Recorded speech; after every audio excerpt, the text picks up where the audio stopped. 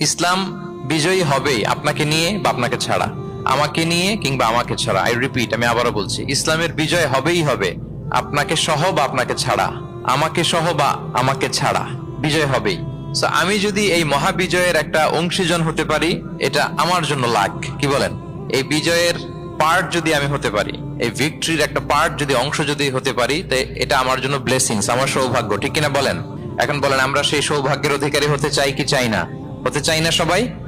আল্লাহ তাআলা কবুল করুক, আমরা পড়ি আমিন।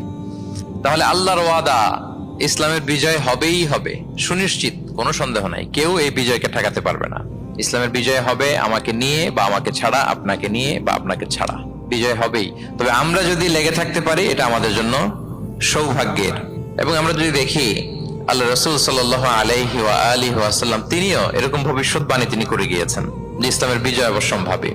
মুসনাদ আহমদ ইবনে হাম্বলের হাদিস তিনি বলেন, লা ইয়াবলুগান্না হাযাল আমরু মা বালাগাল লাইলু ওয়ান নাহার ওয়া লা ইয়াতরুকুল্লাহু বাইতা ওয়াবার ওয়া লা মাদার ইল্লা আদখালাহুল্লাহু হাযা দ্বীন।